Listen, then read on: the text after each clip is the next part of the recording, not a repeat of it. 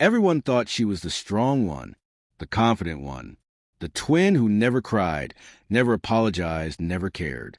And everyone believed the other sister deserved the pain she got. Every insult, every laugh behind her back, every moment of silence when she needed someone to stand up for her. But on one ordinary afternoon, something happened that no one expected. The bully became helpless. The victim became the savior. And in the exact moment, her life was saved. The rude twin finally understood what pain actually feels like. Not the pain of being hurt once, but the pain of hurting someone every single day. Stay till the end, because this isn't just a story about twins. It's about what happens when karma arrives. Through the hands of the person you least deserve forgiveness from. They were born minutes apart, but the world treated them like they came from different lives. One had skin as light as porcelain, sharp eyes, and a voice that always spoke before thinking. The other had deep, dark skin, soft expressions, and a habit of listening more than speaking. From childhood, people noticed a contrast, and without realizing it, they chose sides. The white-faced twin learned early that attention followed her. Teachers praised her confidence. Classmates laughed at her jokes. She walked through hallways as if the world owed her space. And slowly, without anyone stopping her, confidence turned into cruelty. She didn't see herself as a bully. She told herself she was just honest, just strong, just better. Her sister learned something different. She learned how silence feels heavy. She learned how words can hurt more when they're whispered than when they're shouted. She learned how to disappear in a crowded room. Every time her twin mocked her accent, her clothes, her skin, or the way she carried herself, the dark-faced sister swallowed the pain and kept walking. At home, the imbalance continued. Their parents were exhausted, busy, distracted by survival. They noticed grades, not glances, noise, not silence. And so the white-faced twins' behavior went unchecked, while the dark-faced twins' suffering stayed invisible. School became a battlefield. The rude twins' word was sharp, often disguised as jokes. She laughed when others laughed, never noticing how her sister's shoulders tensed every time. The dark-faced twin tried to avoid her, tried to sit elsewhere, tried to exist quietly. But pain follows you when it shares your last name. One afternoon, during gym class, the bullying crossed an invisible line.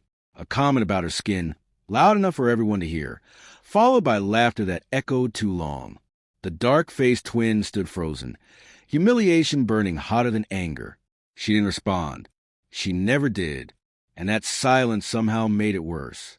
The white-faced twin felt powerful, untouchable. She didn't notice the teacher's disappointed look, or the way the laughter died too suddenly. She walked away thinking she had won something. Later that day, after school, the dark-faced twin stayed behind to help clean the auditorium. She liked being useful. It gave her pain a purpose. As she carried boxes backstage, she heard shouting outside, panic voices, sudden chaos. Her heart dropped when she recognized the voice. Her sister's voice. She ran. Behind the gym, a group of students stood frozen in fear. The white-faced twin lay on the ground, her leg twisted unnaturally, her face drained of color. She had been pushed during an argument near the stairs. The fall was bad, really bad. Pain erased arrogance instantly. The bully who once felt invincible now cried out in terror, not knowing how serious the injury was. Her friend stepped back, unsure what to do, afraid of getting in trouble.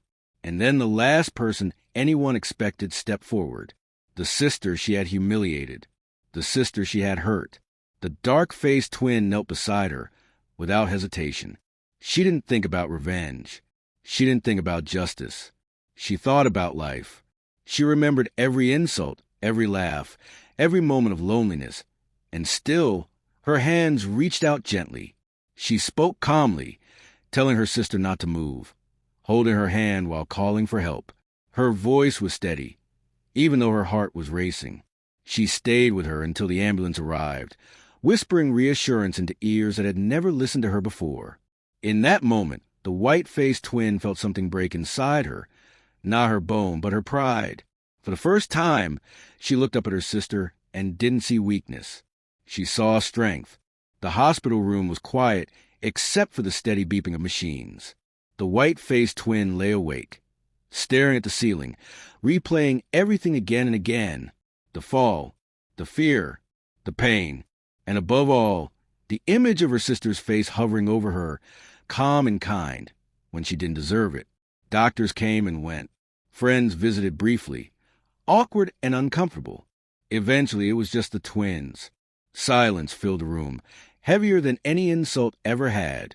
The dark-faced twin sat by the window, not speaking unless spoken to. She didn't act proud. She didn't expect gratitude. She simply existed the same way she always had. Quietly, honestly. Finally, the white-faced twin broke. Her voice cracked as she asked a question she had avoided her entire life. She asked how it felt.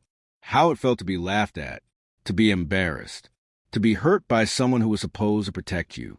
The dark-faced twin didn't answer immediately. She chose her words carefully, not to wound, but to be truthful. She spoke about loneliness, about feeling invisible, about loving someone who constantly made you feel small. Her words weren't angry. That somehow made them unbearable. Tears fell freely now. The bully understood something she never had before. Pain isn't loud. It doesn't always fight back. Sometimes it waits quietly, hoping to be seen. Recovery was slow. Crutches replaced confidence. Hallways felt different when you moved at half speed. The white-faced twin noticed things she had never noticed before. The stares, the whispers, the pity. She finally tasted vulnerability. And through all of it, her sister stayed close, helping, supporting, never reminding her of the past. That kindness hurt more than any insult ever could. When school resumed fully, something had changed. The white-faced twin spoke less, listened more. When others tried to mock her sister, she shut it down immediately. Not loudly, not aggressively, just firmly. People noticed. Apologies followed, not dramatic ones, but real ones. Actions replaced words. The bully didn't ask for forgiveness right away. She worked for it, slowly, honestly. The twins still looked different. The world still judged. But inside, the balance had shifted. Pain had taught what privilege never could. Sometimes, the people who hurt us the most are the ones who need to be saved in order to understand. Pain is not a competition, and strength isn't measured by how loudly you dominate others. True strength is choosing compassion when revenge feels easier. The rude twin didn't change because she was punished. She changed because she was shown mercy she didn't deserve. And the kind twin proved that empathy doesn't make you weak, it makes you powerful. If you're being hurt silently, know this: your kindness is not invisible. And if you're hurting others without realizing it, understand this: one day, pain will teach you what pride never will.